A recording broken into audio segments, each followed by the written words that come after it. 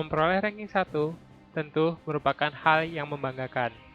Menjadi juara atau memenangkan suatu perlombaan pasti membawa rasa senang yang berkesan. Tapi, apakah kamu tahu bagaimana caranya untuk menjadi seperti itu? Apakah kamu sudah sering berupaya menjadi juara, tapi tetap nggak dapat yang kamu inginkan? Kalau kamu pengen tahu kunci untuk menjadi ranking 1 ataupun menjadi juara dalam bidang yang kamu inginkan, kamu sedang menonton video yang tepat.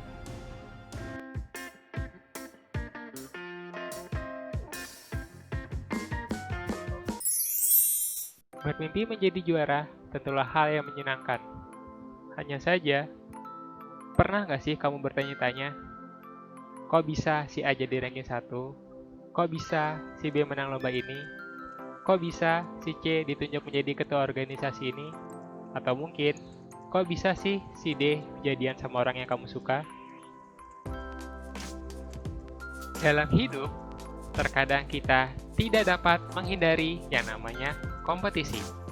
Entah lomba nyanyi, pemilihan ketua organisasi siswa, saingan untuk dapat pacar, bagus-bagusan nilai, ya banyak deh pokoknya. Tapi kamu tahu nggak sih fakta mendasar dalam suatu kompetisi yang jarang diperhatikan banyak orang?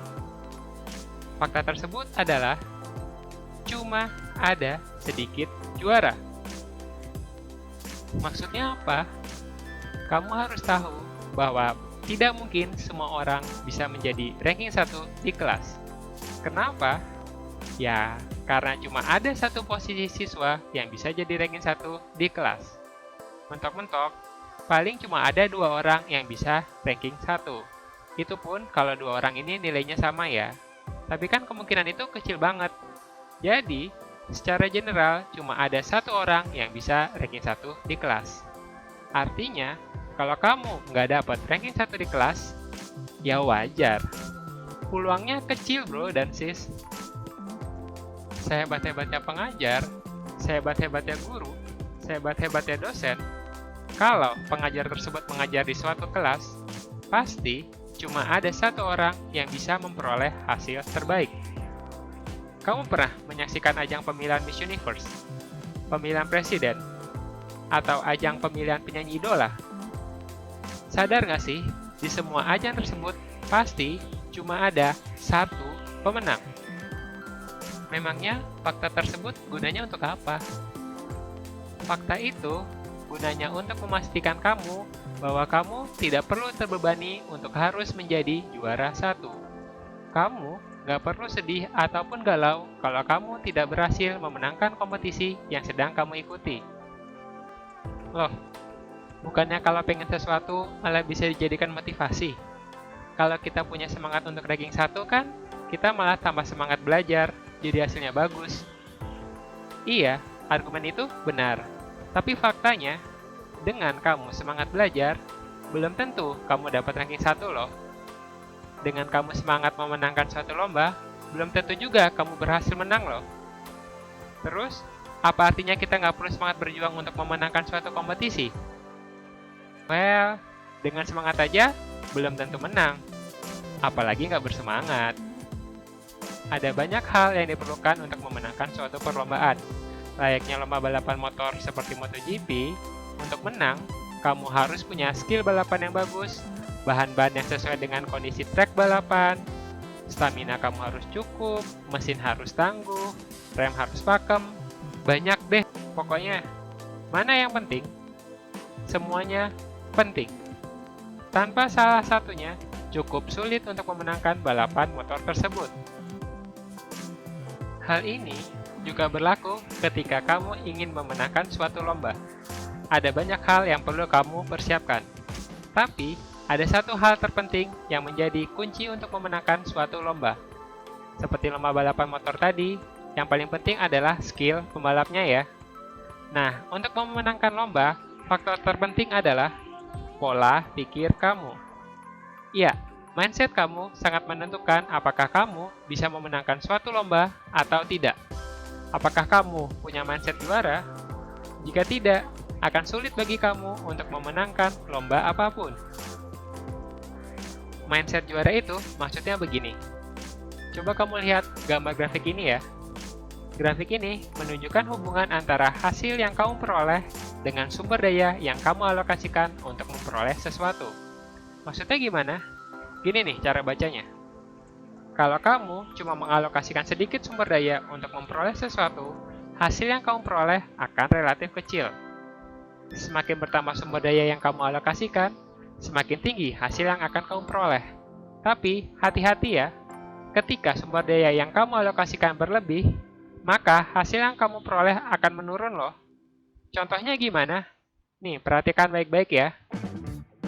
Misalkan kamu ikut lomba nyanyi, di mana sumber daya yang dimaksud dalam kasus ini adalah ambisi atau motivasi kamu dalam lomba itu. Kalau motivasi kamu rendah, misalkan saja kamu merasa nggak mungkin menang, maka kamu bisa saja grogi ketika bernyanyi, atau kamu mungkin saja terlihat tidak menarik ketika mengikuti lomba. Hasilnya tentu tidak akan bagus. Di lain pihak, misalkan saja kamu sangat ingin memenangkan lomba itu, di mana kamu merasa harus wajib menang. Ketika ini terjadi, kamu akan merasa terbebani dan menjadi stres ketika lomba berlangsung. Konsekuensinya, saraf kamu akan menjadi tegang dan kamu terlihat grogi. Hasilnya tentu tidak optimal. Jadi baiknya gimana? Ya, kamu perlu menyesuaikan kondisi mindset kamu seperti grafik ini. Tidak terlalu kiri, tidak terlalu kanan.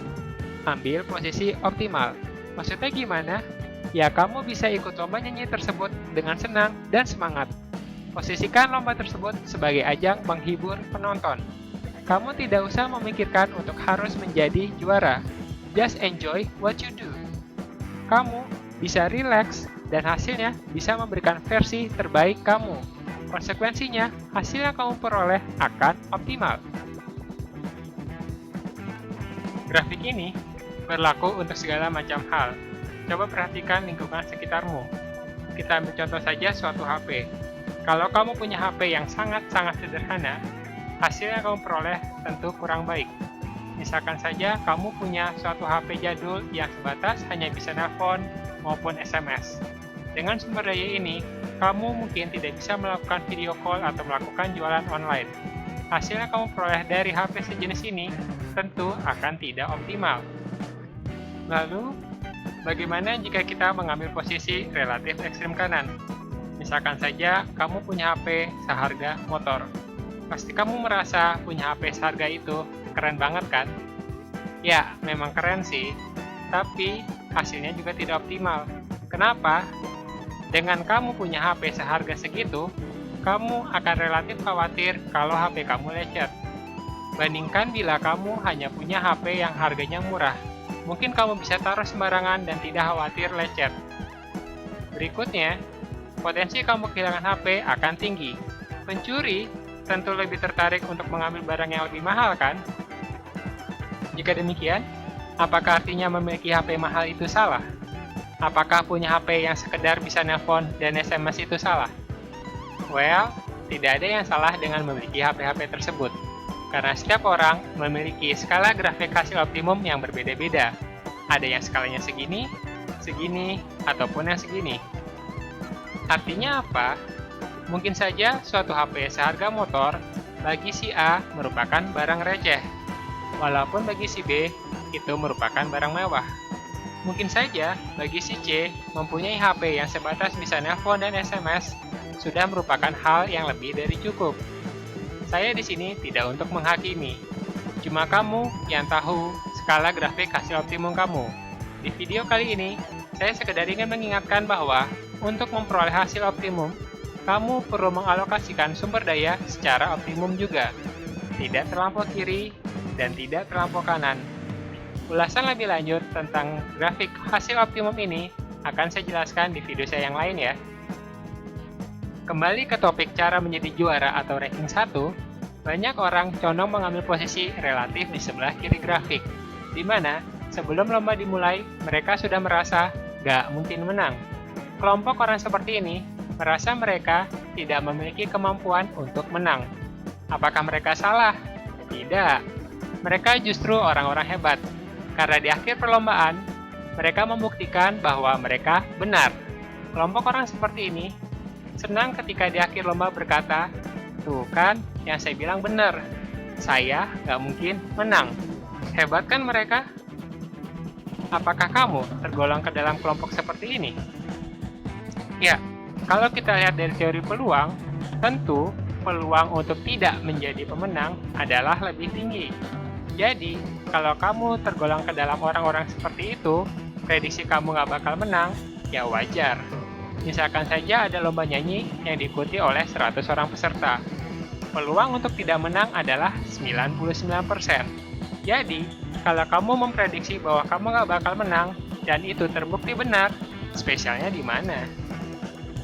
Kelompok orang seperti ini yang condong mengambil posisi di sebelah kiri grafik relatif enggan mengeluarkan sumber daya berupa harapan. Alasannya adalah karena sebagian besar dari mereka takut kecewa. Ya, takut kecewa karena jika nanti mereka berharap menang dan ternyata tidak, mereka akan kecewa. Banyak orang berpikiran bahwa supaya tidak kecewa, maka janganlah berharap. Well, prinsip ini tidak sepenuhnya benar ya. Supaya tidak kecewa, ya jangan kecewa, bukan jangan berharap. Karena tanpa harapan, kamu tidak akan termotivasi untuk mengeluarkan versi terbaik kamu. Akibatnya, hal yang kamu peroleh juga tidak akan optimal. Kalau kamu punya impian, ya kejar. Ibaratnya gini, kamu tahu nggak kalau manusia itu bisa mati mendadak ketika tersedak makanan? Jadi, kalau kita lagi ngunyah makanan, terus salah nelan, makanan itu bisa nyangkut di kerongkongan, kamu tersedak, nggak bisa nafas, dan langsung meninggal. Pertanyaannya begini, gimana sih cara supaya kita bisa menghindari tersedak makanan? Apakah dengan tidak makan sama sekali? Kalau kamu tidak makan sama sekali, ya benar, kamu mungkin terhindar dari resiko meninggal karena tersedak makanan. Tapi, kamu mungkin saja meninggal karena kelaparan. Begitu juga dengan harapan. Mungkin ada orang yang menganggap bahwa dengan tidak berharap, mereka tidak akan pernah mengalami kekecewaan. Mungkin saja benar. Tapi, tanpa harapan, hidup kamu tidak akan termotivasi dan malah menimbulkan masalah lain. Lalu, bagaimana jika kita sudah berharap tapi tetap tidak menang lomba? Jawabannya, ya wajar. Peluang untuk memenangkan suatu lomba itu adalah kecil. Kalau untuk kalah, tentu lebih besar. Jadi, kamu nggak perlu kecewa, stres, ataupun frustasi ketika kamu tidak menang lomba. Kalau begitu, apa gunanya berharap di awal? Harapan itu layaknya bensin di suatu kendaraan. Itu merupakan bahan bakar supaya kita bisa maju. Dengan adanya harapan di level yang tepat, hasil yang kamu peroleh akan lebih bagus dibandingkan ketika kamu tidak memiliki harapan apapun. Bagi kamu yang suka untuk tidak memiliki harapan apapun, kamu perlu menyadari satu hal mendasar deh. Mengendalikan diri agar tidak memiliki harapan, pada dasarnya menunjukkan bahwa kamu memiliki suatu harapan, yaitu kamu berharap agar kamu selamanya tidak memiliki harapan. So, dibandingkan memiliki harapan untuk tidak pernah berharap, akan lebih bijak jika kamu mengarahkan harapan kamu ke arah yang lebih baik bagi diri kamu. Dalam hidup, tugas kita bukanlah untuk memenangkan kompetisi dengan orang lain. Yang perlu kita lakukan adalah bagaimana membuat diri kita semakin lebih baik setiap harinya, agar kita nantinya bisa bermanfaat bagi semakin banyak orang. Ketika kamu mengikuti suatu lomba dan bersemangat, progres yang kamu hasilkan akan jauh lebih tinggi dibandingkan ketika kamu tidak berpengharapan. Perihal juara lomba atau tidak, itu bukanlah masalah. Di video saya yang lain, saya pernah bercerita bahwa saya mendapatkan penghargaan sebagai mahasiswa terbaik di tingkat fakultas saya ketika saya berkuliah di Teknik Informatika ITB. Apakah saya berambisi habis-habisan untuk memperoleh penghargaan tersebut semenjak awal masuk kuliah? Jawabannya adalah tidak. Ketika awal masuk kuliah, saya tahu bahwa ada penghargaan seperti itu. Saya tertarik untuk memperolehnya. Hanya saja, di benak saya, tidak ada patokan bahwa saya harus memperoleh penghargaan tersebut. Saya sekedar berusaha agar selalu memperoleh hasil yang terbaik di setiap mata kuliah yang saya ikuti. Kalaupun saya tidak mendapatkan penghargaan tersebut, saya setidaknya telah berusaha untuk menghasilkan yang terbaik dari versi diri saya selama saya menempuh perkuliahan. Hal serupa juga terjadi ketika saya di bangku SMA. Pernah suatu ketika, di masa pembagian raport, ada teman saya ingin melihat nilai raport saya. Setelah melihatnya, teman saya berkata bahwa nilai saya adalah nilai yang terbaik di satu angkatan saya dan mengucapkan selamat kepada saya. Pertanyaannya, apakah iya saya juara umum?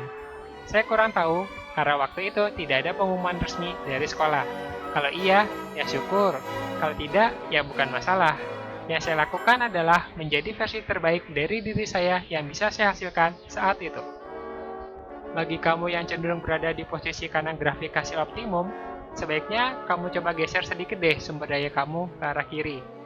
Kamu nggak perlu terlalu ambisius dan terbebani untuk harus menjadi juara dari suatu lomba apapun. Itu hanya akan membuat kamu stres dan hasil yang kamu peroleh nggak akan optimum. Semangat boleh, kecewa jangan. Apalagi putus asa. Setiap manusia diciptakan Tuhan dengan perannya masing-masing.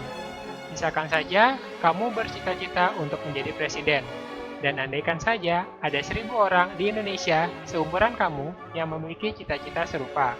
Kalau saja 1.000 orang tersebut termasuk kamu setiap hari berdoa ke Tuhan agar dapat menjadi presiden, menurut kamu, apakah Tuhan akan menjadikan mereka semua termasuk kamu menjadi presiden? Tentu tidak, bukan? Jadi, kalau pada akhirnya kamu tidak jadi presiden, ya wajar. Kalau pada akhirnya kamu jadi presiden sesuai cita-cita kamu, ya selamat. Apapun hasilnya, kalau dalam prosesnya kamu bersemangat tanpa terbebani, kamu akan membentuk diri kamu menjadi versi terbaik kamu di dalam pencapaian cita-cita kamu. Mungkin saja kalau tidak jadi presiden, kamu bisa jadi menteri, gubernur, bupati, atau wali kota.